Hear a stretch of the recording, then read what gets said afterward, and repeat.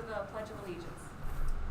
I pledge allegiance to the flag of the United States of America and to the republic for which it stands, one nation, under God, indivisible, with liberty and justice for all.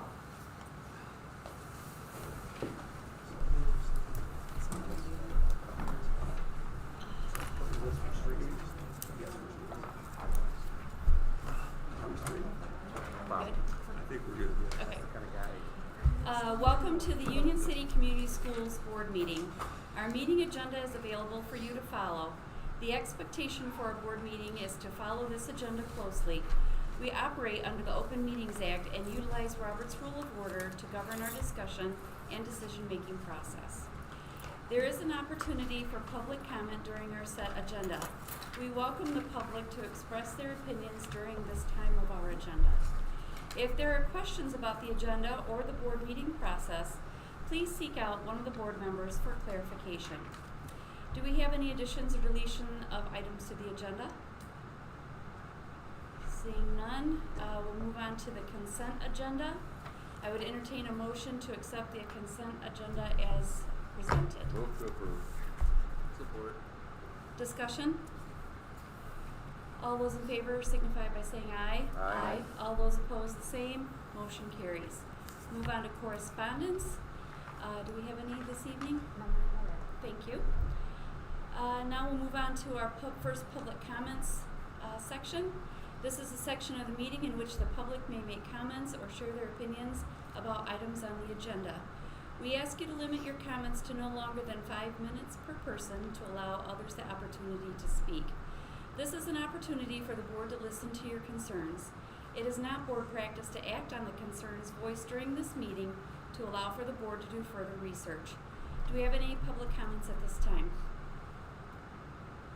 Seeing none, we'll move on now to action items. First up is our financials. Board action is required to approve the financials for the month ending January 31st, 2025. I would entertain a motion for the same. So moved. Support.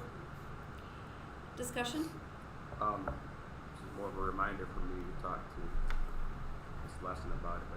But in the past, I've wanted to see the notes on the right. So, for example, why is the improvement in instructional staff so much higher than it should be, the trajectory of it. So I appreciate the fact that she put that on there, but now that's like old news.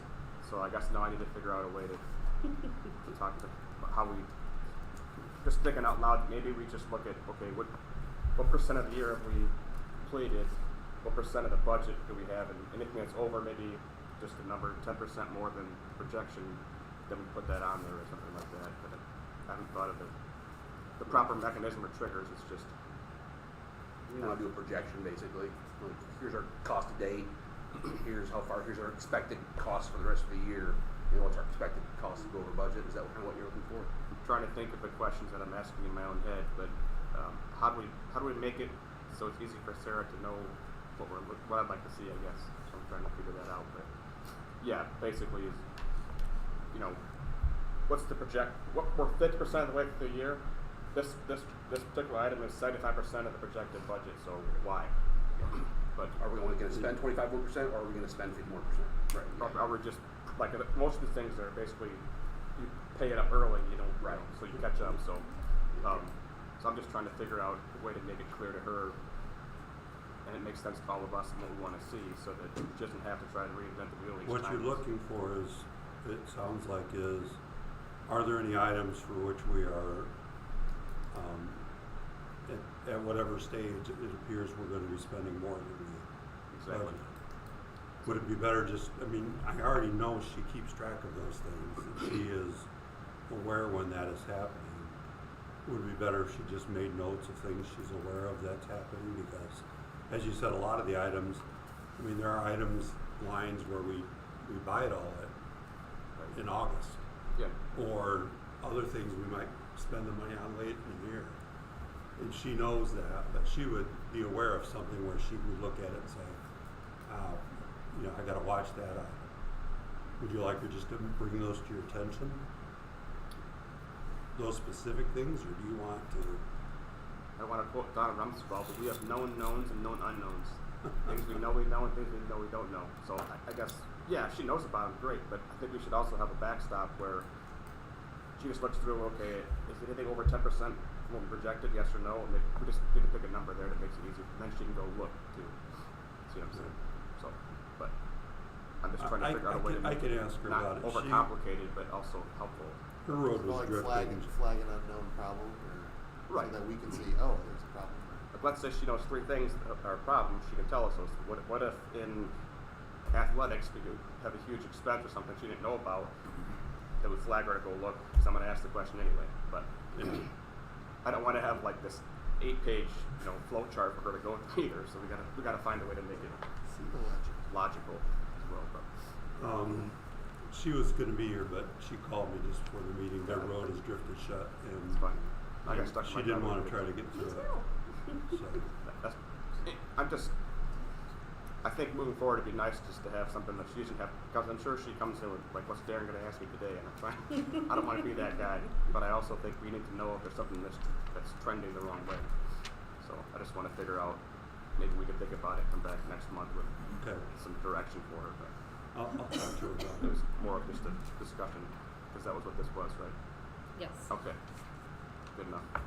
Well, certain things you have set costs on, right? So you know you can project that pretty easily. Or if you have monthly subscription things, you can project that pretty easily. But then, yeah, I don't do it in construction all the time, so I understand exactly what you're kind of looking for. So. And I don't want But again, then you have unknowns of things that come up and you have to account for. So you have to know how much of your budget you have remaining for those things. It's a huge number, so it's easy to miss some things, and it's not her fault, I guess, is what anyway. Yeah, I'm sure you're at a certain percentage. Hey, we're going to be over budget 10%, and this is why. Yeah, I follow what you're saying. Alright, any other discussion?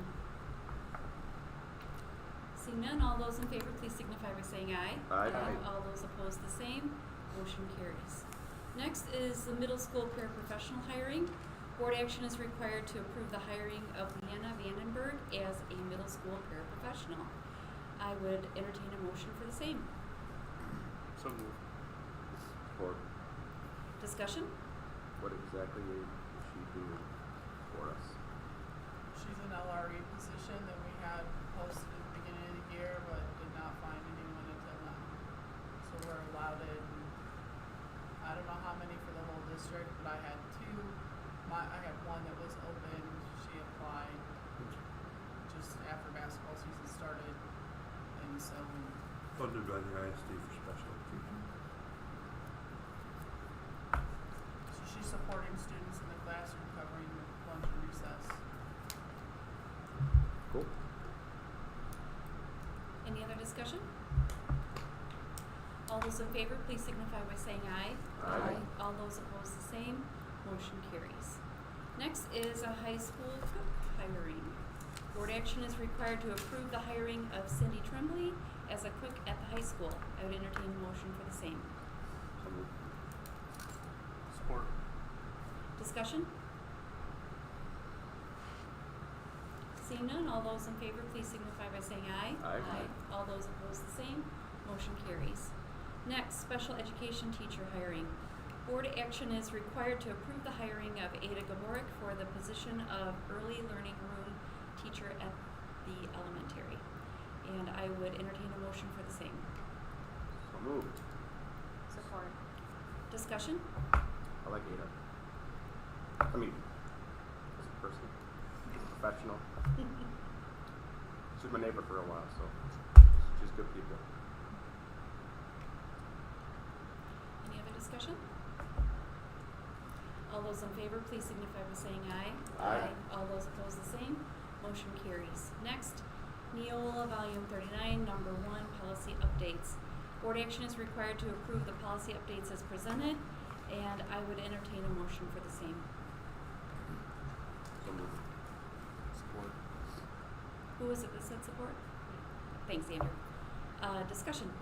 I know that Chris sent us an email and said you'd like to know ahead of time. I didn't get it ahead of time, but I just have a question.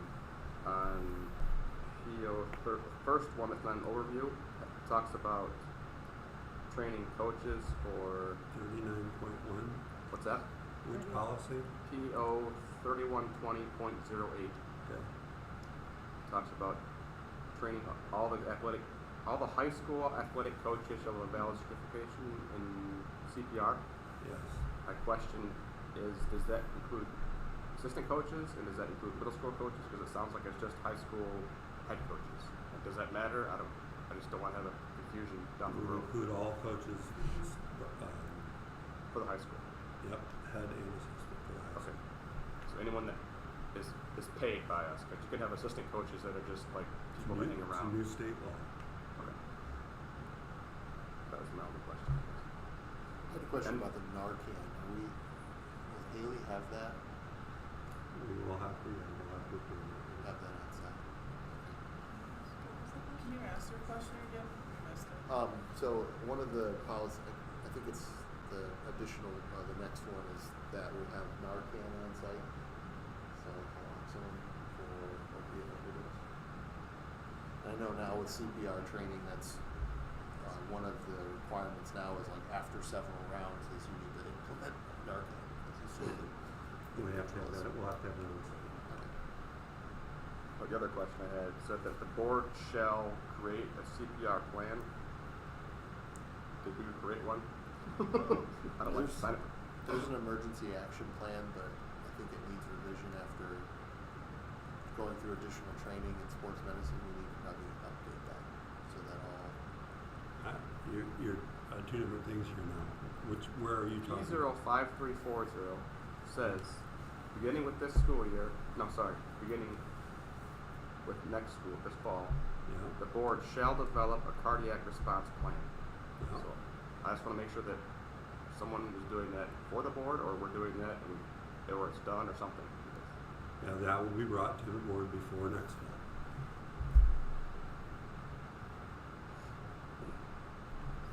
And your question was about, I thought Haley and I think there is one, right? An existing we have one. if you're talking about our emergency operation plan, Yeah.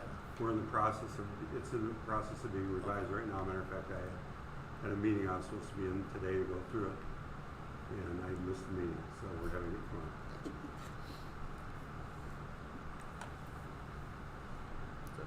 Any other discussion? Seeing none, all those in favor, please signify by saying aye. Aye. All those opposed, the same. Motion carries. Next, we will move on to discussion items. And first up is a facility steering committee update. Chris? Okay, I just wanted to give a quick update to the board on some of the things where the facility steering committee is right now in our discussions, and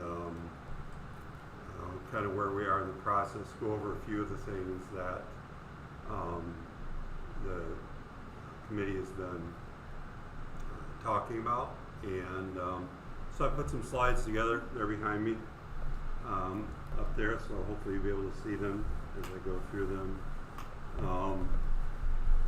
First, I wanted to just share a list of the committee members. We have a large number from the community, and in addition to those listed there, the administrators and I have been, I've been in each meeting obviously, and the other administrators have kind of been rotating in. I didn't want it to be overwhelmed with too many school employees in the committee. I want it to be community focused. So we've had a couple in depending on what was being discussed. But we have quite a wide variety of people from the community involved. And they've been very generous with their time. We've had very good discussions, very productive discussions in each of our meetings. We've had 4 meetings so far. At our last meeting, one of the things we talked about was our taxable value of our property, and I put this chart in here to show you that because this was an important factor that I shared with them. The taxable value in Union City School District went up by 30% last year due to the solar farms that came online prior to the assessments last year. So as the solar farm property gets developed, the taxable value of the property goes up, so the taxable value in our district goes up. And what that means is that for all of our taxpayers, it lowers the number of mills needed for any given bond that we might do.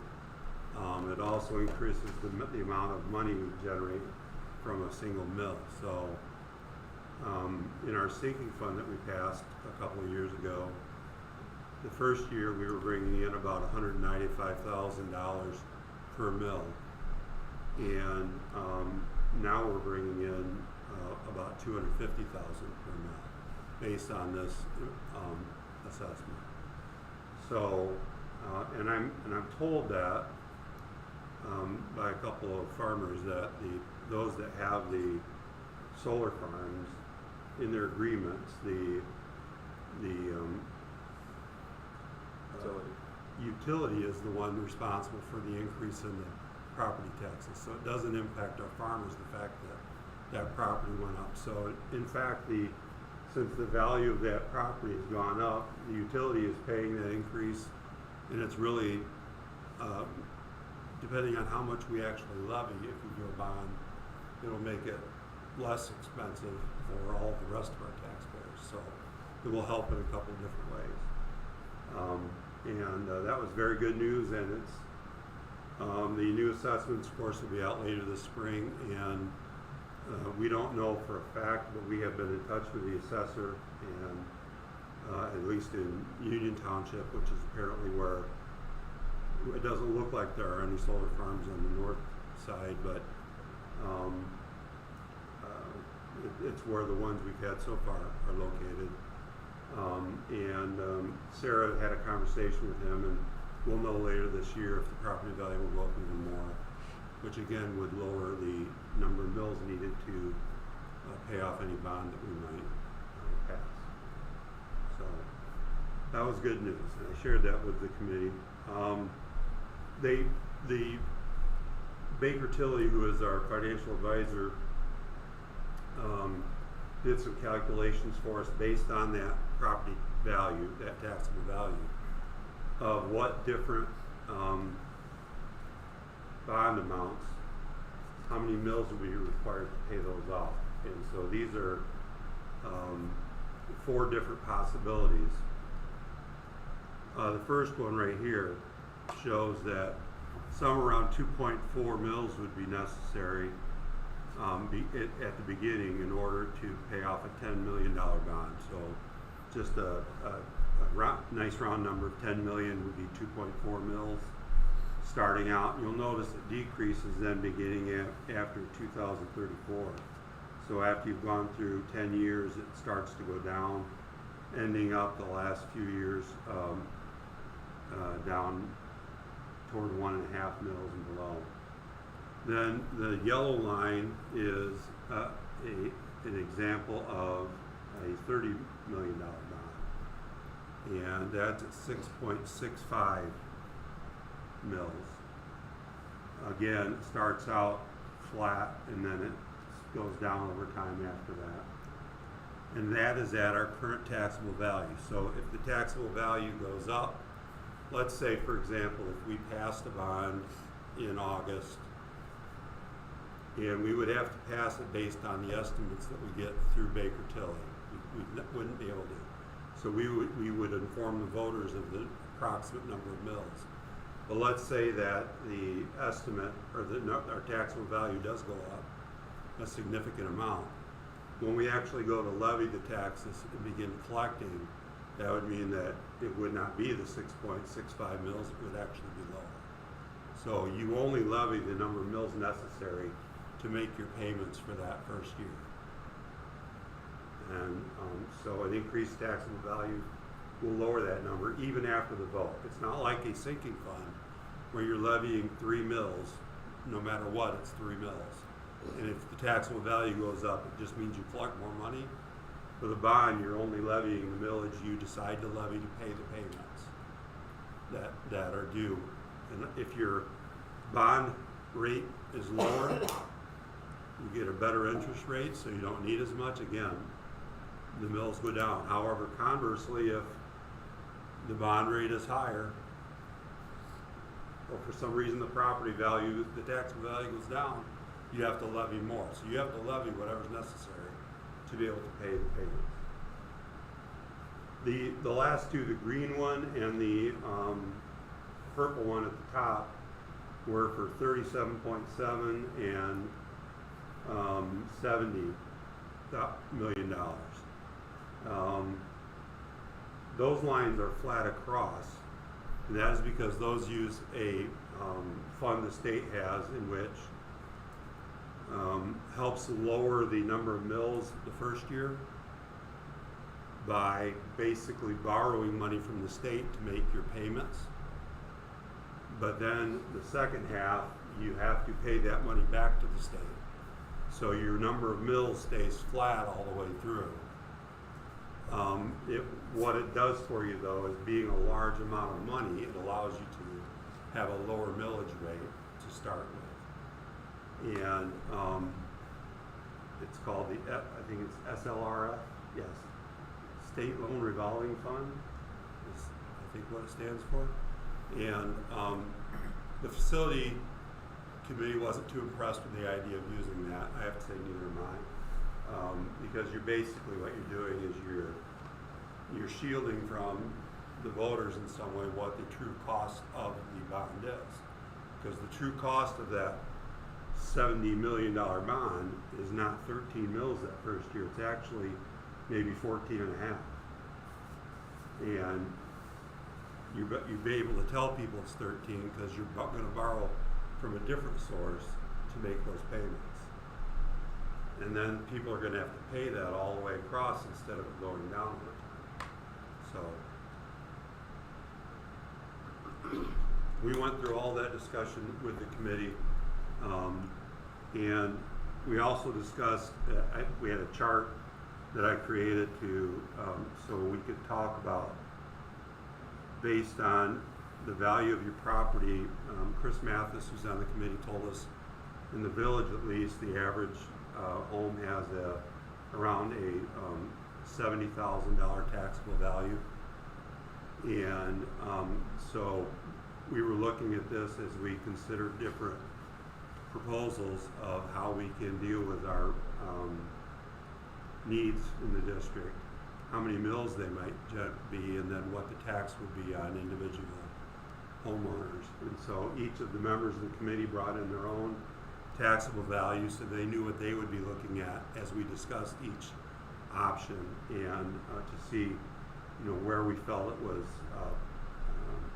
a good match between what we need to do versus what we can afford to do. So we utilized that. We also talked at our last meeting about our middle school, and I wanted to explain this here why we are in all of our proposals that we're looking at closing the middle school. These are the numbers that were provided to us through our facility study that we had done last year on the needed repairs for each of our buildings. Now, I would say that as we went through these at our last meeting, I would estimate that probably 6 million to 7 million of them are not things that we felt like really needed to be done. But it's probably a number around 17 to 18 million, maybe 19 million of things that really would be needs if we were going to keep that building for another 30 years. As all of you know, we're talking to the community, so I'm going to go through it anyway. That building was built in 1975, opened in 1975, with the idea being that it would be a temporary fix. I believe it was talked about as being a 20 or 25 year building, and we're now 50 years since it opened.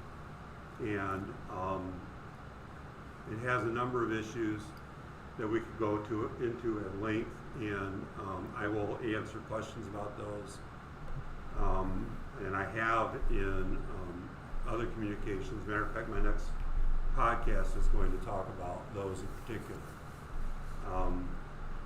And by the way, the podcasts, for those who want to know, are posted on our website.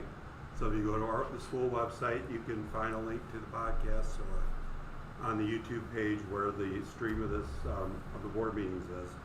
You can view the podcast on there as well. And last one I did showed the needed repairs in the high school and the elementary. The next one is going to show what needs to be dealt with in the middle school and why we are at least developing a plan that would not repair that building, but would rather tear it down. It is in the worst shape of the 3 buildings we have, despite it being the newest by about 10 years. It's got about maybe 12 years on the high school, 12 or 13. And as you can see, there's just a number of issues. So as we looked at different options for how we're going to deal with the different problems we have, we did talk about repairing each of our buildings. The estimate we had for that from last fall in September was $65 million for the total of all the repairs. We feel like we could probably get that down to about 40 million, but we would still have 3 buildings that were older buildings, and including, it doesn't seem like a good use of money to put into that middle school, to invest that much into a building that it wouldn't be that much less than building a new building, frankly, with the middle school. So let me move on and just show you some of the different possibilities we talked about. This one is a new K-12 school. It would house all of our students in one building in 3 different wings. This option, as you might remember from last September, was approximately $72 million. And we also looked at an option to make an addition to our elementary school, so we could move some grades down there and have a new building with a middle school and a high school wing and a couple of brand new gyms. This option was actually more expensive because of all the additions to the elementary. This one would have been about $78 million. Now I think we could have done a modification of this for somewhere around $65 million by continuing with 6th grade or 5th grade as part of the middle school to the new construction and not adding so much on to the elementary building. But it still would have been over well over $60 million.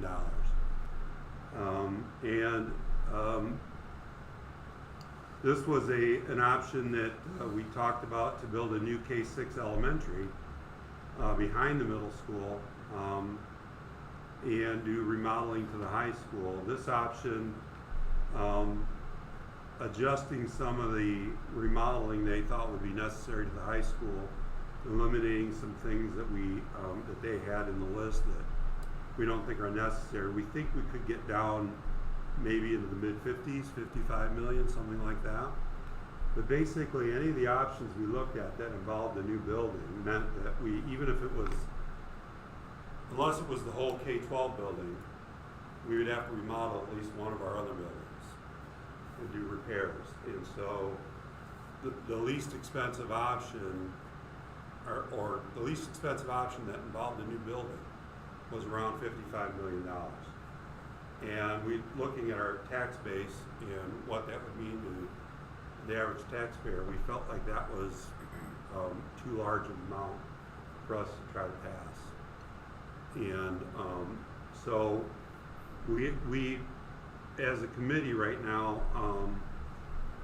are looking at the option to close the middle school and do renovations to the high school and the elementary in order to accommodate those students in these 2 buildings.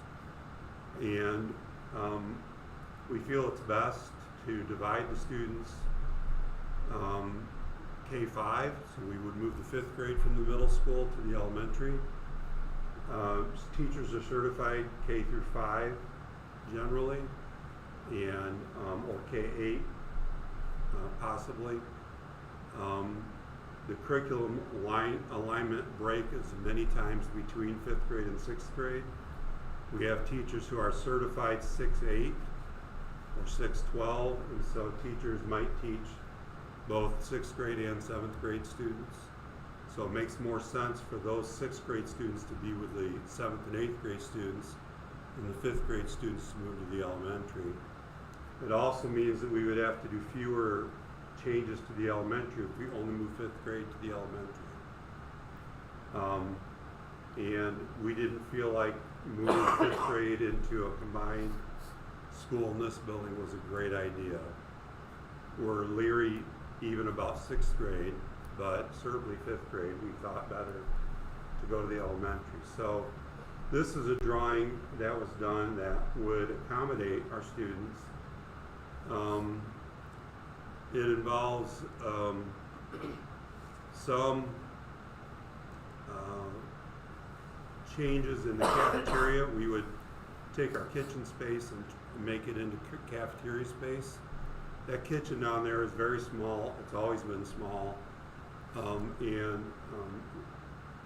By taking out the kitchen, turning that into cafeteria space, and adding a kitchen on, we would improve our ability to handle a larger number of lunches and provide enough seating for all the students in there as well. They did include in here a change, taking out the stage and making a hallway, but we're not going to include that. The committee didn't feel that that was necessary. That our entrance into the gym seems to work okay going through the cafeteria right now. Would it be nice to have a separate entrance? Sure, but not the dollar amount that it would cost. It does include a secure entry on the front of the building. The one downside of this, as it sits right now, is that we would need to put 5th grade in where the art room is, and art would need to be in a cart going room to room. We really need, or could use, one more classroom to accommodate all of our students. This provides basically 3 rooms per grade level, with the exception of kindergarten, but that's because our kindergarten, one of them is actually begindergarten. It's those students that are in the year early and then stay over into kindergarten the following year. So we're gonna find out what the cost would be to add one more classroom on. It should not be that much money to make that addition. Then in the high school, we're looking at an addition that would connect the high school to the field house. We've talked about a lot of different designs. We've drawn, I have drawn, Patrick's drawn, a lot of people have drawn different designs, the architects, off of different areas of the building and where it would work best. We've looked at connecting the 2 buildings, not connecting them. But where we've kind of taken our more recent focus is the idea of trying to divide the building into 2 wings, so that if we're going to combine these and bring 6th, 7th, and 8th grade into this building, to do it in a way that kept those students separate as much as possible, and yet still allowed us to save some money in operations where we can. And so, and I'm going to say this, the way the process works, this is still, we are still not to the point where we are finalizing a design or anything. This is more talking about square footage. How many square feet do you need in terms of space in order to accommodate the number of students you have? How many classrooms, how much eating area, etc. But it does help people to think about different floor plans and layouts, to be able to visualize how it might work. And so while we're doing some of that, all that goes to the state in terms of what our bond proposal might be is, you know, a basic idea of where it will be and about how many square footage and what the dollar amount is supposed to cost. If the bond passes, that's when you actually, the architect, digs in and starts really drawing things in developing designs, and you know, we would have more meetings with teachers on very specifics about the different classrooms and how they need to be built, and different features, what particular things need to be remodeled. So for right now, a classroom would have a number of, say, maybe we figured to remodel a high school classroom, we would maybe need $14 million, for example. Well, that's just an estimate based on square footage. There's nothing specific to that. It's only afterwards that we say, okay, each of these rooms, it's really going to cost X amount of dollars because we're going to put this much carpet. You know, we want to do this with the woodwork instead of that. And then you make adjustments based on what you can afford, and you adjust down the type of remodeling you do based on what you can afford with the money that you have passed. So we have estimates based on a large database they have of other projects they've done, other remodeling, in terms of how much money it costs for things. And so that's what all the estimates are based on. I have not included any line item estimates of different things in this presentation because that's really what the facilities committee is still working through, and we've gone through what are the priorities, what things aren't in the priorities, and that's for us, for you as a board to see next month and as you go through that. It's not something I really want to go into in this type of a presentation right now, but again, this is just a sample drawing. The green areas there that you see, these areas are grass. You know, so you have an addition to the field house with a lobby area, and you have a hallway that connects them, this pink area, and then the actual square footage. I've got another drawing, and this is me, just the steering committee hasn't even seen this yet. This is something that I've been working on, talking to people,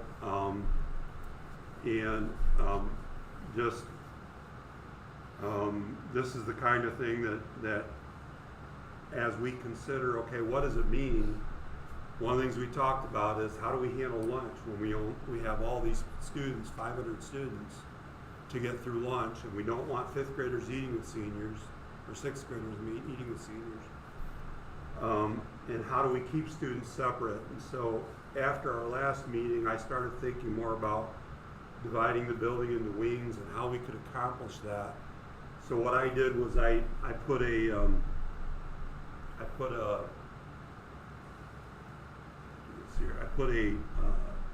little wall in right there. That's not going to work after you feel finger. Okay, I put a little wall in right there to divide the building. And I said, okay, the high school students, all their classes are in this area. So you add up the number of rooms you have there, and we're remodeling science rooms, and then with that little wall in there, couldn't actually be a wall, it'd be like doors that would only open if there was an emergency, students need to get out. But then the middle school students would be in this half of the building. That's where the middle school student classes would be, for example. And this way we would hope to keep the students separate. We'd put a ramp in to get into the gym from this, or the band room from that side. The same steps to get in from this side. We'd remodel the science rooms, of course, and all the classrooms. And then we'd have the hallway that goes out to the field house. And on the field house, we would add this space, which is a space we've needed at the field house. When we have volleyball tournaments, if we had wrestling tournaments out there, there's nowhere for athletes to go. So having a space there that athletes could go is essential. By putting a cafeteria there, what I've done here is I've created 2 cafeteria spaces. This one would be for the middle school kids, this would be for high school. And we put a kitchen there. And we'd still have our kitchen here. Or we might go one kitchen and have all the kids eat out there. I don't know. It's just what I'm throwing around, trying to figure out what would work best and what it might cost. I've drawn in here a media center, a new media center with an art room and a science lab, a STEM lab that could be utilized by each of the grade levels as potential. And then we've got a new wrestling room here with a weight room here. because we're gonna need this space to turn into classrooms. So we're gonna end up with 4 classrooms in that area. So that's just one idea, in terms of how we could divide the building. And as we develop this, everyone on the facility committee is talking about, well, what's important, and I've talked with administrators about what is important for our kids, how do we ensure that they're safe, protected, separating the grade levels appropriately, providing the right resources, where is it best to place shared resources so they can be supervised well. And so all of those thoughts go into these as we develop them. But that's just to give you one idea of one of the things we're considering. There are others that we've looked at, and they're, I'm sure, drawing on others right now. So as we develop that. Any questions about that kind of? Okay. So just to give you an idea dollar-wise where we're kind of at right now, and this was shared with the committee this past week, last Wednesday when we met. So we had, actually Crispin and C2AE had gone through and looked at what they thought the highest priorities would be from their standpoint in terms of upgrades and repairs. And they had ranked them in priority 1, 2, and 3. And then the facility steering committee went through those, and they said in a meeting, these things should move from 2 to 1, or this should move from 3 to 1. Actually, this should move, some things we moved from priority 1 down to priority 3. There was one thing that Crispin had listed as priority 1 that we just took out. We don't think we need it all. And so this is, as it was adjusted, going into our last meeting. We made some other adjustments. Actually, in our last meeting to this, we actually felt like all the things in priority 2, after we discussed it, probably should be in with the group of things we do, priority 1. And so we were roughly around somewhere between $25 million and $30 million. I think the feeling I got from the room was to try to keep it under $30 million unless we felt like we absolutely had to go above that. And I think we felt pretty good about it being under $30 million based on the numbers that we have so far. As we adjust these, as we talk about, one of the things I'm going to be meeting with the principals about over the next week is really getting specific about how many classrooms, which teacher would be in each classroom, which subject, making sure we have the right number of classrooms if we do this, because we don't want to build classrooms we're not going to need. And so we're going to keep working on this and refining this as we go through the process, but that's kind of the rough area where we're at right now. This includes any changes necessary to both to the elementary and the high school and the field house to accommodate all of our students in those 2 buildings. It will help reduce operations costs, depending on, if we go with 2 kitchens, probably not going to save as much on operations if we go to 1 kitchen. But it might make maybe we'll cook everything in 1 kitchen and just serve in the other. I don't know. I'm asked Deb to come meet with me tomorrow to talk about it. So, or maybe we just have 1 cafeteria and we put a divider in or something. So we've got a lot of things to get through, but I just want all of you to know that we're really doing our best, and I think that board members that are on the committee would agree that we're really trying to address every possible need to keep our kids safe, while making our district smaller in terms of our buildings, and then making everything better. And as we get into next month, you're going to see the types of improvements that are in each one. But this is the bond planning schedule that we have right now, and you notice I'm just talking about the bond right now, because I've told the committee, even though we still have this grant application out there, which what we're proposing to do through a bond is basically the same thing we applied for in the grant application. It ended up. We looked at all the options, but that's really what we, in the end, felt like it was the best course of action. I still hope to hear on the grant sometime. I hope it's soon. I hope it's by the end of the month or middle of next month at the latest. But we can't afford to wait. I know there are a number of schools that have applied for it.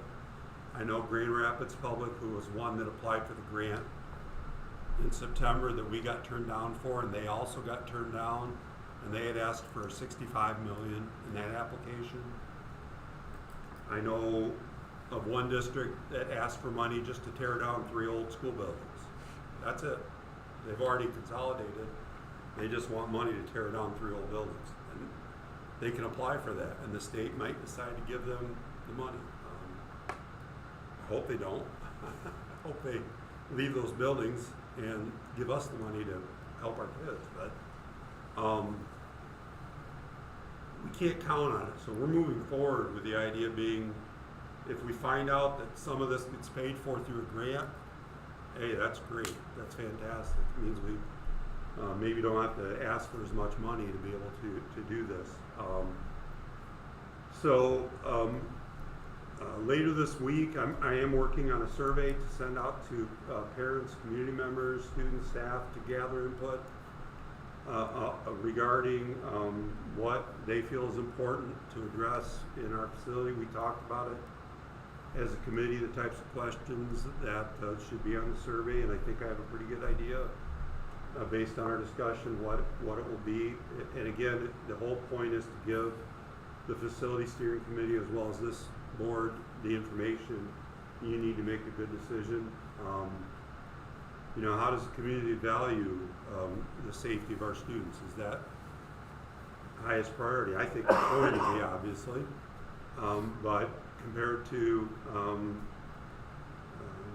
quality of the air in the buildings, the amount of space we have available, there's a lot of different factors. So I'm scheduling a community forum for February 27th so that anyone in the community can come in and give feedback. All of the committee meetings, the notes, the agenda, all the handouts and minutes of each meeting are posted on our website. I've talked about each of the meetings in the podcast. We've gone through a lot of the information shared, so I've done everything I can think of to get that information out and have it be available to the public. But that meeting will be an opportunity for people to come in and give feedback that we can share. I've asked any of the facility steering committee members that can come to come and listen to anyone in the community that shows up to give feedback. And I'll certainly take notes, and we'll share that information with the facility steering committee when we meet again. The next meeting we're looking at either being the 4th, 5th, or 6th of March. I have a doodle out right now to find out when the most committee members can meet. And then I would like the board, if the board is willing to schedule a board workshop. I put the 10th, but it could be any day that week that you might want. Although I shouldn't say any day that week, because I would like to have a couple days after that meeting to be able, if you have, the first time you go through all the details, if you have things you would like to see changed or added or whatever, if we did it on the 10th, that gives me a week to get with Chrisman to see if any numbers need to be updated, to have it come back so that on the 17th, the school board could vote to approve a proposal that we could submit to Treasury. The architect and the construction manager then need the time between the 17th and the 3rd to prepare the documents that go to Treasury. We already have the meeting scheduled with Treasury. We scheduled that in advance, so we get a good date, as close to the last date possible as we could, which we did. And then, the board would then have to vote whether to call the election for that bond on the 12th of May. So, again, this is the schedule. The board, it's the board's decision on everything we do, of course. And at any point, the board can say, we're not doing a bond. And I'll be like, okay, I don't have to do any of that work from now on. But so that'll be all up to you. But that's how the process looks going forward. The deadline for having a ballot language submitted to the clerks is the 14th of May. So that's why we have this timeline. And then that would be for the August election. Any questions on that, the timeline and what we need to do? This is all really great information, very thorough. Okay. What was the cost to remove that middle school? To remove the middle school, I don't remember the exact number. I can tell you that each building, the demolition was somewhere in the area of $500,000. But like the option to build a new K-12 school, so we would be basically getting rid of all 3 of our existing buildings. The demolition number they had on that was like $1.5 million. And that is to simply take it and turn it into grass. That's not to do anything. It's not to put a parking lot in or anything like that. Obviously, that's just a number. It doesn't mean, I'm not anticipating factoring into this any money to tear anything down. I'm not, we're not putting in our proposal $500,000 to tear down. We're planning on the building being there when even though we're not going to be using it, it would still be there initially, and then sometime after that, you know, the board would make more decisions about what to do with the middle school. A lot of talk about different options, at least with the gym part of it, and maybe the 5th grade, which is built out of block, only 20 years ago or whatever. So.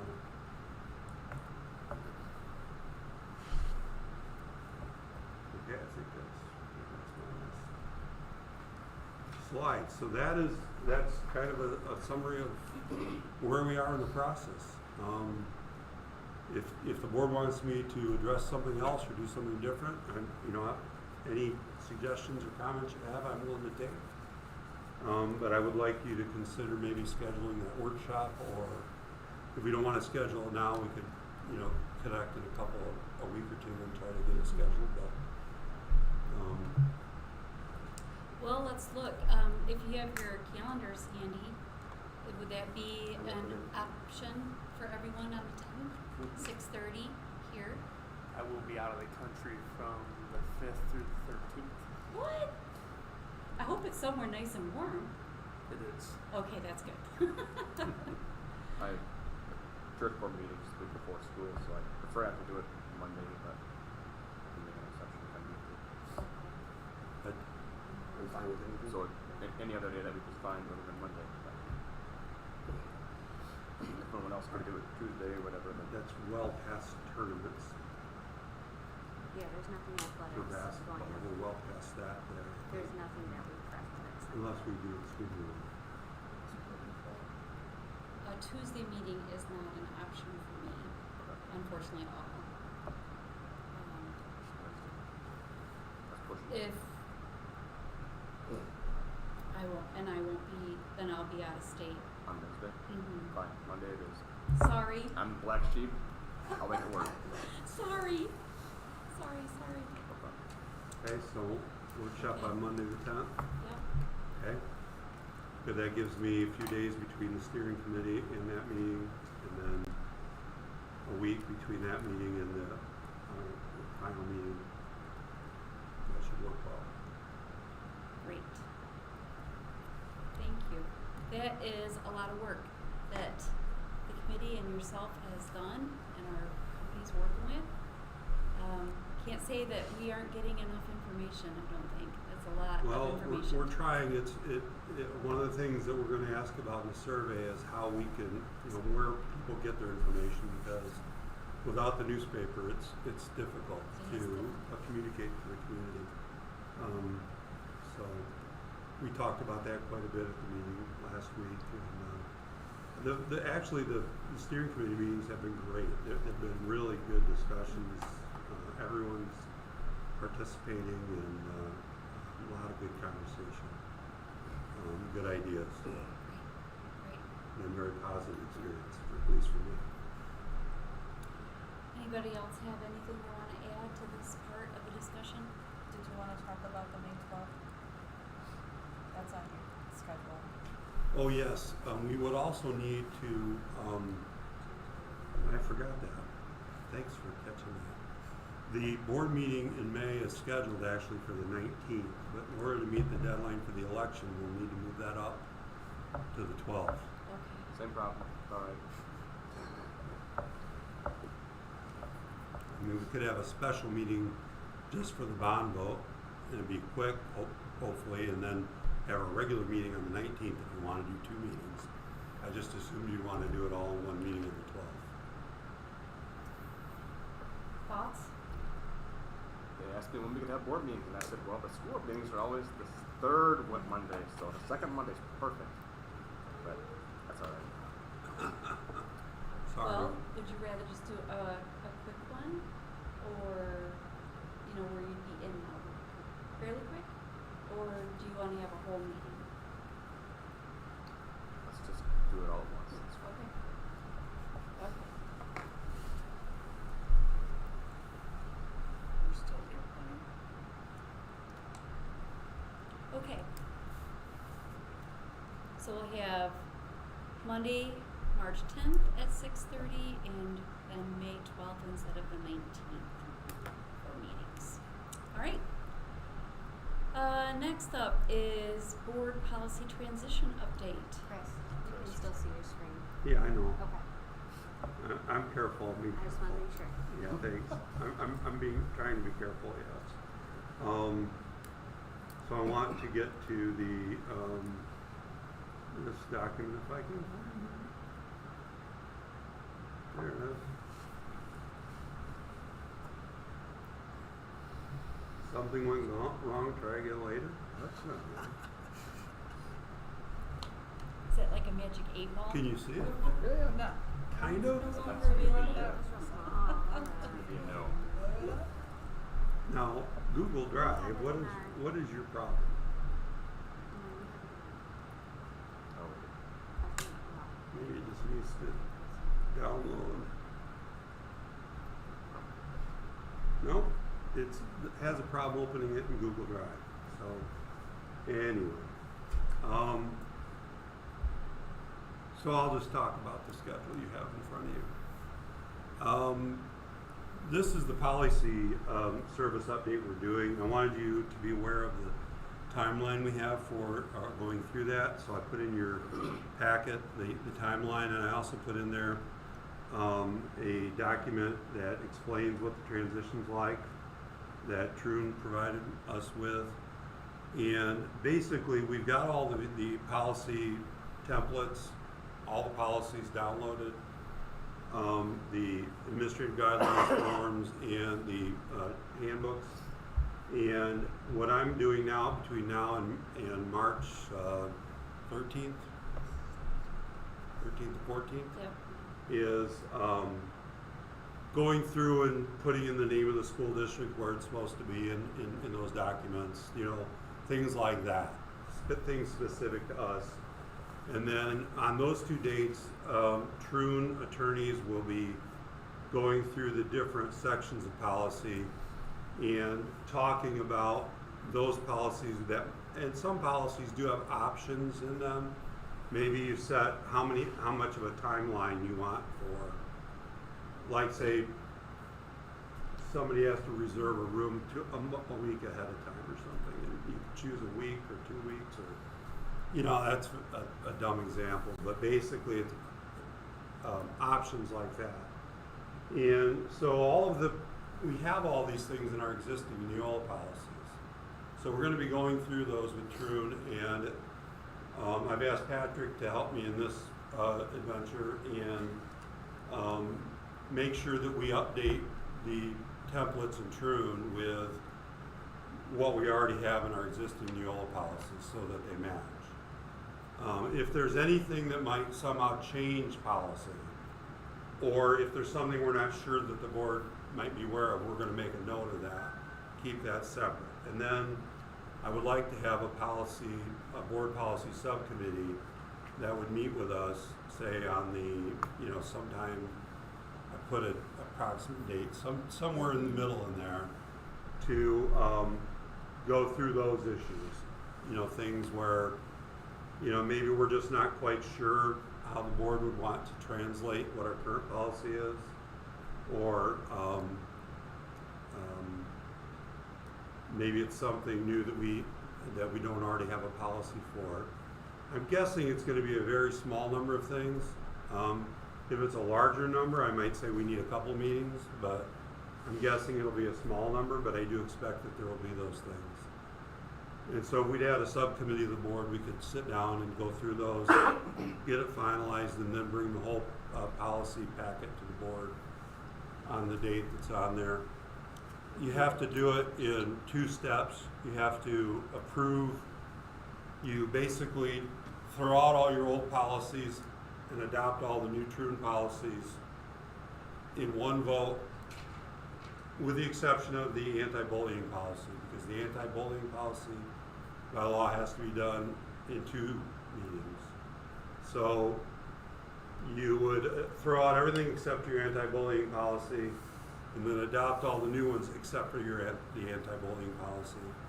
And then a month later, you do the same with the anti-bullying policies, and then we'll be switched over to Troon for policies at that point. So that's how the timeline lays out. If you have any questions about that, I'm happy to answer them. All of the policies in the school district, anti-bullying is the only one that's special. That is the only one, yes. Must be important. It is the only one required by statute, I am told, by our attorney, that you must do over 2 meetings. So, How many people do you want on the committee? 3, 4, 2? can only have up to 3. Three. So I would like 3 if we can get them, yes. We don't have to decide that today. It'll actually be after the next board meeting. But I wanted you to be aware of it going in, unless you want to decide who it will be and when today. Well, we're but- all here right now, so I guess my question would be, who is interested on being on that subcommittee? You and Paul? No, Paul. Oh, he was pointing at you. I pointed first. Okay, think about it, and we can talk about it at the next meeting. I'm on a other committees. Just right up your alley. Yeah, but You're going to read them all anyway. secondly with I planning. think it's up your alley too, Jen, actually. I'll think about it. Yeah. Okay. It's very thorough. I know, that's why I mentioned her name too. All right, think about it. We can decide that next meeting. Okay. Anything else with that update? No? All right. Next on our agenda is succession planning. And that's something I'm going to start out with. As you know, or as you can probably get the idea, Chris is not going to be working with us forever. As Just much feels like that. in that thought, it is something that we need to consider the next steps. Part of that next steps can include either going through a search company, we've done that in the past, or we could start out with potentially having an internal candidate. If we are more interested in doing an internal candidate, then what we would probably be most interested in is a succession plan that may be the best option for us. So at this point, I think what I'd like to do is have Chris describe to us how a succession plan would look, how it would work, and how we would go about building that. I think the idea would be that instead of waiting until I, resign, and it's not gonna be anytime real soon, well, soon is a relative term, I guess. I intend to be here starting next fall, okay? So, instead of waiting until that point and then trying to act within a couple months, an idea I brought up was, if you think you might want to choose someone who's already on staff, it would be beneficial to them to go ahead and identify them and make that choice, and then I can begin working with them on learning what we're doing, being involved in the things that I'm doing, for example, negotiations and other things, trying to make it as smooth a transition as possible. And, having a year to do that, 6 months even, or whatever it might end up being, be more than 6 months, 6 months, a year and a half, whatever, would definitely be better for that person, I think, than just, I announce my retirement and I'm gone 2 months later, and, they're in the job. So, if I'm going to spend time working with someone, I would like to know it's the person the board sees as somebody who could take over. There are only a few people on staff who have the certification, who could hold the position. And I thought, if you want to, what you would do is basically you would make that known that you're interested in creating or recognizing a successor now. And people interested in that on staff would apply. The board could then interview them, just like you would do for a job interview, and make a selection. And then you probably have some agreement with them that would, offer them some compensation for an extra time they might put in, and also give them some assurance that they're actually, if they're going to put in the extra time, that they're going to actually get the job when I leave. That type of arrangement. I talked about it with our attorney, and they said, yeah, they've done that type of agreement for other districts. Many other districts do it this way. If the board doesn't want to do that, it's perfectly your choice. The option at that point would be, when I do decide to, whenever that is, I decide to retire. At that point, you would, you could post the position and interview internal and or external, do a search, however you want to do it, like in the past. So that's just the idea. But it's really up to the board whether you want to proceed with that type of an idea, or if you want to just say, no, that's all right, we'll just wait. Personally, I like the idea of a succession plan, not only for the fact of, having someone be in the pipeline for, a retirement reason, but in case something should happen, it'd be great to have someone that's ready to come up to speed if something should happen to the superintendent. In the hospital, we always used to say, get hit by a bus.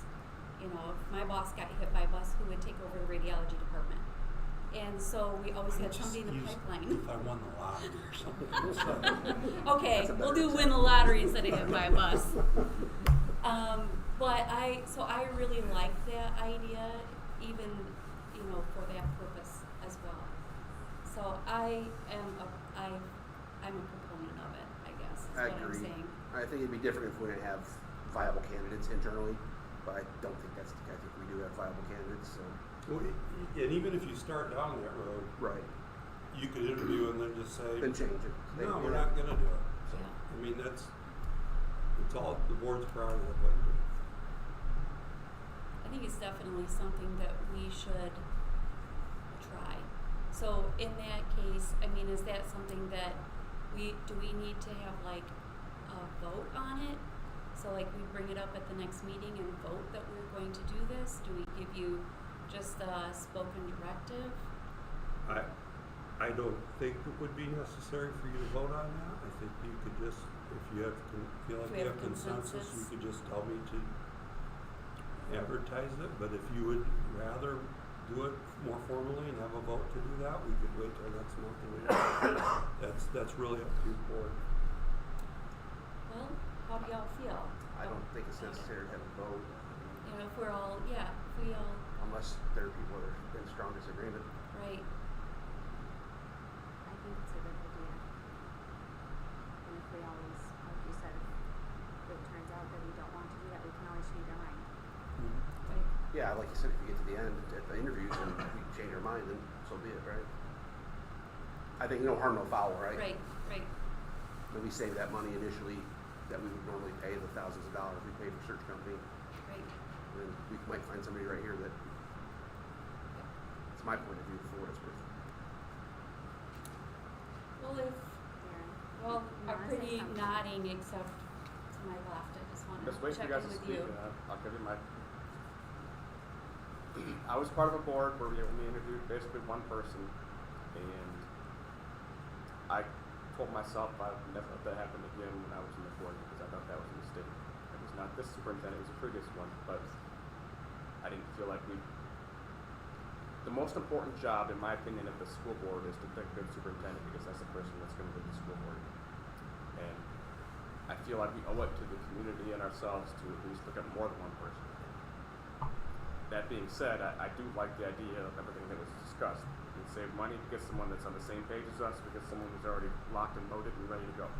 So I'm trying to figure out how I weigh those two things, and is it we find someone we like internally and it looks great, but you know, you can't interview at the same time for someone externally if you don't know when Chris is going to leave either. So that's what I'm struggling with. So Do we expect to have more than one internal? I really, I don't know. I couldn't tell you. I will say, Darren, I think at least from my perspective, it would depend on if I thought, that things were going in the right direction, that we want to keep, that you want, if you, as individual board members, believe everything in the district is moving the direction you want it to be, and then whether you think that one of the people that would interview would be able to step in and keep things moving in that direction. You have to weigh that against, because if you do like the direction you're going, you have to realize pretty much any external candidate you're going to find is going to come in and change things. I mean,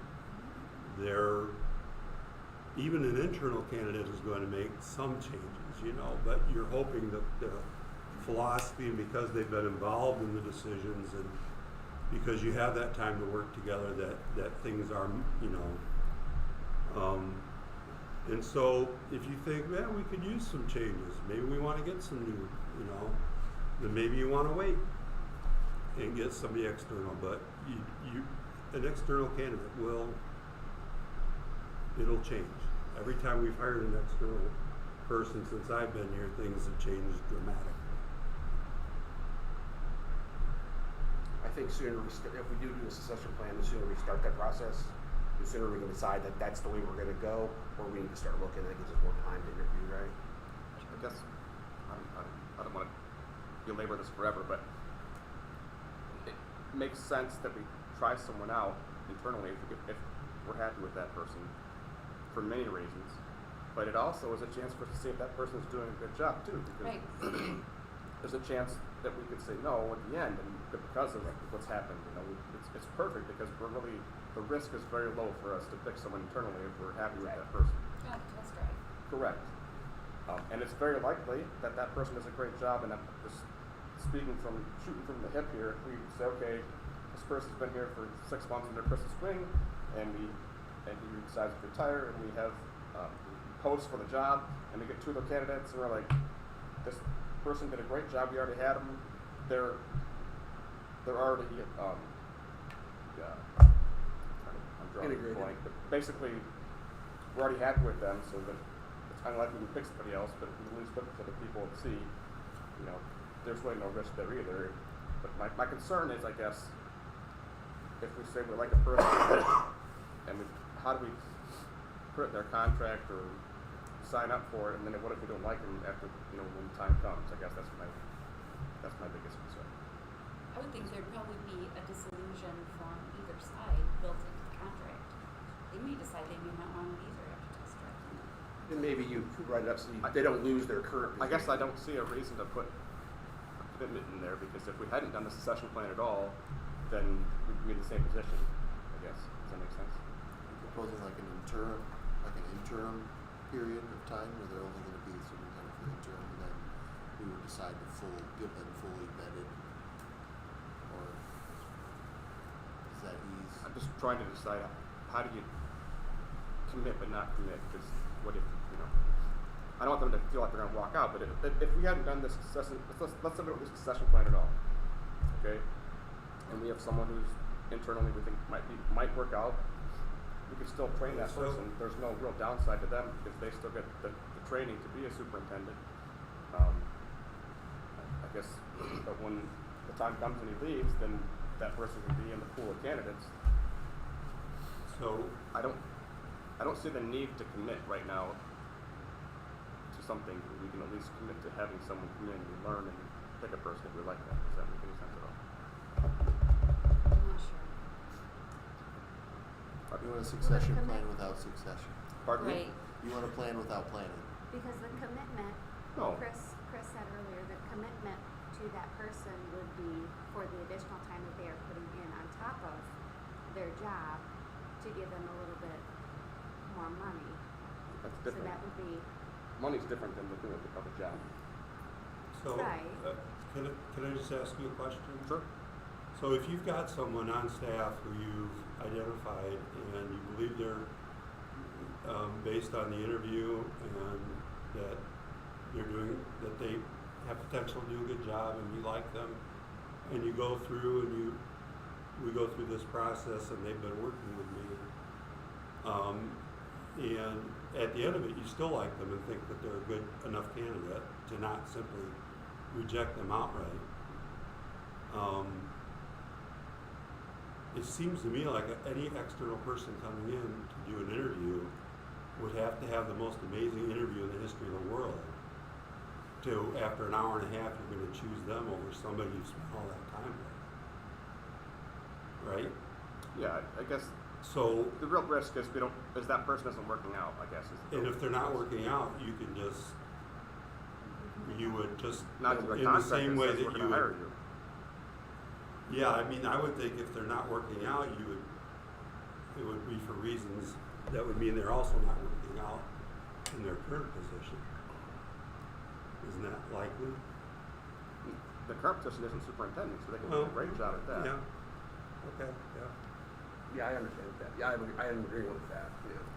So I guess the question would be is, would there be a possibility that there is a dissolution clause that would be in that contract, or is it simply Well, that would, you would be next up no matter what? that would be up to, I mean, there certainly could be, yes. I mean, I don't see a reason why it couldn't be, but the You person, the person you might choose might not want that. I know. Let me ask you this question. They might say they're not interested. If they either want the board to say, absent I really screw up and you're going to fire me, absent I do something that would mean I'm no longer working here, they would want some assurance they're going to put all this time and effort in. Right. And with the, imagine being in that position. The board's identified them, they put in a lot of time and effort, and then at the last minute you say, no, we're not going to hire you. What would their standing be with the people that currently work with them and for them? They would feel like they've just been cut off at the knees. Right. So I doubt very seriously that any of them would be willing to do it at that point. So you think absent a contract that says we will hire you when Chris leaves, no one would want to do that? I think that if you were going to select them, they would want assurances that they would be hired Unless they did something that was worthy of termination, yes. I think that's fair. I would want that because I don't want to be chosen by the board and then 6 months later you go, you just stay in your current job. We're going to take this person over here that we just talked to for an hour and a half. That would not reflect well on that person. And it would demean them in the eyes of the people that work for them. And why would any of them want to put themselves in that position? I wouldn't want to. Yeah, the risk isn't with the reward, for sure, if I was that person. And I guess, I just, from my perspective, the reason I brought this idea forward is I really feel like I have felt like things are going well and that the district is in the right direction. And in my mind, then I'm thinking, matter of fact, I remember distinctly a talk at MASA from one superintendent said, remember as you get close to retirement, superintendents, that part of your job is to make sure that the good things you've done carry on in the next person. To try to do what you can to make that happen. And so I started thinking about that. And to me, the best way to make sure that happens is to take one of our people on staff who I all trust and believe in, who I think any of the ones that are qualified would do an excellent job, and put them in a position where they could be trained and step right in and take over when I leave. And that would keep everything moving in the same direction and moving forward. And I still think that's the best way to do that. And I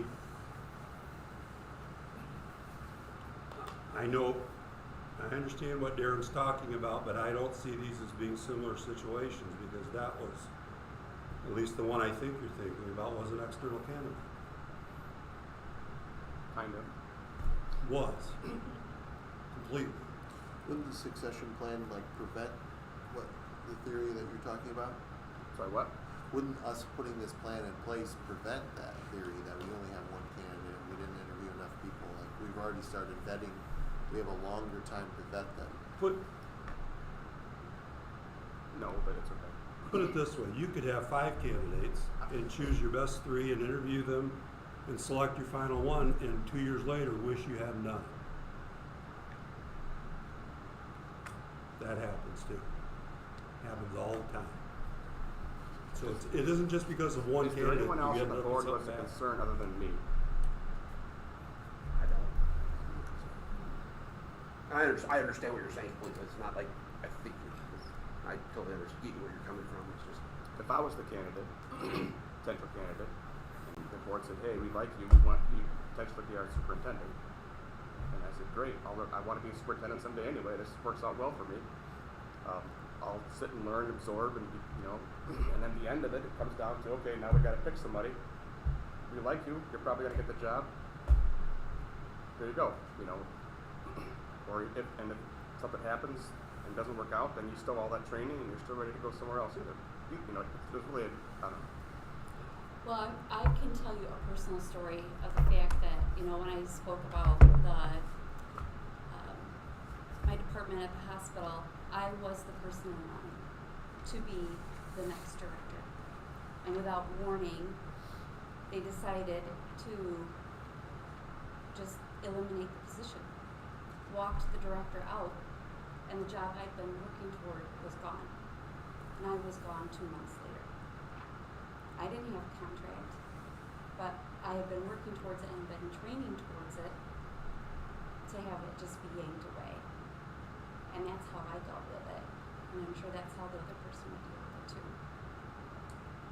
I think I'm I've looking been at on it. that position. Yeah, I think I'm looking at it as So it sounds like everyone else is happy with it, so let's do it.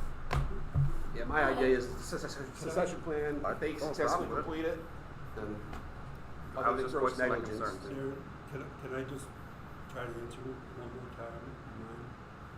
Because what you said about, I want to be a superintendent anyway. And now I've had this time, and you're not choosing me. Okay, well that's good. At least I got that experience. I think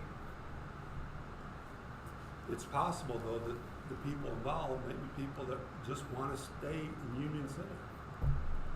They aren't looking to go somewhere else. But if they put themselves forward, and then after 6 months, a year, or whatever it is, however long, that much longer I'm here, you then reject them and turn them down. They will feel like they have no choice but to leave. I would feel like I had no choice but to leave at that point. And I'm just saying you might not have people who are willing to step forward and try for it if they know that might happen to them. They want to know that if you interview and you select them, they're people that have worked here a number of years and have done a good job, and as long as they don't do something that causes you to say, actually, you need to not work here anymore, that they're going to continue and be promoted, that you're choosing to promote them is what you're doing. A lot of people get promoted in jobs all the time, and in positions, and I don't think anybody would want to put themselves up for that and they have it publicly known that they've been selected and then have it taken away. Because it might mean that they would then feel like they can't continue on. I'm just saying I think you might lose people who might be interested by doing that. But again, this whole, I'm just trying to do what, provide for what I think would be best for the district and give you that option. If you don't want to do this and you just want to wait until I tell you I'm going to retire, you're more than able to do that too. I think it's a great idea. I just wanted to reserve the right if there's a problem to say no at the end. That was my concern. Well, And it's probably a moot point because the person's probably going to be fine and we're going to have no problems at all. So there's really no reason to keep talking about it. I don't think you're locking yourself in. I don't think that's. Well, you just said you would sign a contract saying we're going to pick you. You said that if there's something wrong, you Right. reserve the right if there's something wrong to say no in the end.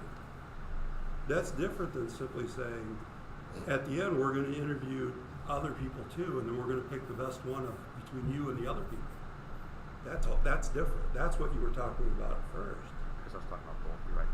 If there's something wrong with them at the end, of course you can't just say, well, I know we agreed, but we know there's a problem and we don't want you. Of course, at that point, you'd have to be able to do that. I think you do that in their current position as well. So Okay. Does it make you feel any better? Or Good. no? Or fine. I wasn't trying to open a can of worms. No, I wasn't no, trying to. well, and it's crush discussion one. that needs to happen, so it's fine. It's fine. It's fine on both ends. So it sounds like we want to move forward with the session. I would So- say let's Make it happen. look into Right. what needs to All happen right. to get that Post to go. it. All right, I will do that. We would like to meet this person. All right. Next, information items. Do we have any information items that's not on our agenda already that we've discussed? Oh. Guess not. Okay. Oh, No, go ahead. okay. Next is our second public comment section. This is a section of the meeting in which the public may make comments or share their opinions about Union City Community Schools. We ask you to limit your comments to no longer than 5 minutes per person to allow others the opportunity to speak. This is an opportunity for the board to listen to your concerns. It is not board practice to act on the concerns voiced during this meeting to allow for the board to do further research. Do we have any public comments at this time of the meeting? Seeing none, we'll move on now to board roundtable. And I understand that Amber Case has something to share with us. Great news. Just to brag on our high school and some of our kids. Every year, the Big 8 Conference puts together an academic all-conference team. It's students based on GPA and straight GPA and their SAT scores. We combine the two to come up with this. And so some formula to come up with the top 15 students in the entire conference. We have a nice banquet for them. They're given plaques. There's a photographer. It's great. Union City High School has 5 in the top 15 this year, which is massive. Like, it's huge. This is an amazing class of kids. They work hard. They value education and learning, and they really challenge themselves. So we should all feel super proud. Also, we have the captain, so the highest student. So 5 in the top 15. That is so awesome. My son was one of those the year he graduated, and we went to the banquet and everything. It was a lot of fun. So that is amazing. Love it. Anyone else have anything to share for Roundtable? I'll do it. The track. I want to ask about the track. You said last meeting you were going to talk about the guys. Track season's coming up. Our first meet is March 25th in Athens, so we're going to need to start practicing in the next couple of weeks. So what's going on there? They are aware of it, and as soon as they're able to get on it and fix it, they say they are going to be here and we'll fix it. What does that mean? As soon as they are able to get on it? There's Probably time when there's to no require fix snow it on when it. it's- Free, like, You can't fix it when when it's frozen, no. Yeah. The temperature's got to warm up enough that they can fall around. the heat adhesive and everything that they work with. So yeah, they'll have to It is very concerning to me. wait until it's warm enough. I said it last meeting, but my family has been on the track this winter, and my daughter last week said the bubbles trip me up. So it makes me a little bit nervous for all of There our. really is nothing that can be done with it until it's warm enough. Yeah. Okay. So but they are fully aware and they know that it's on them to make it right. So, Hopefully we are the first ones on their list for when it's warm enough. well, they're on my list. Okay. Well, good. Then that means that you will be dinging them. All right. Anything else? I think we got some great wrestlers that are going to be doing some awesome Yeah, stuff. fantastic. So that big date's going to be coming up soon. You'll be at Friday and Saturday, K-Wings Friday, starting at At noon. noon.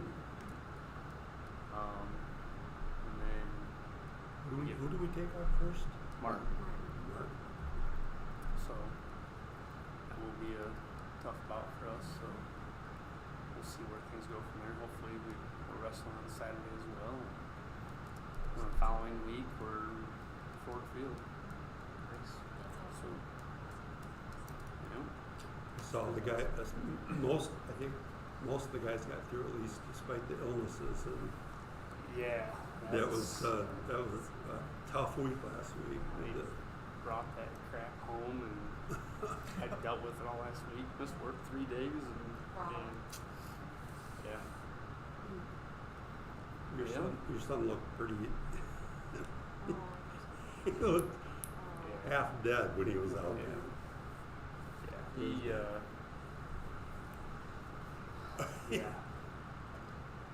Okay. Hey, anything else for board roundtable tonight? Just keep telling him to suck it up. Applicant's fine. good Bring more jazz. water. All right. Well, at this point in the meeting, it's time for adjournment, and I would entertain a motion for the same. So move. Support. Support. Give it to Archie. Aye. All right. Discussion. All those in favor, please signify by saying aye. Aye. All those opposed, the same. Motion carries. The meeting is adjourned. Thank you for coming this evening.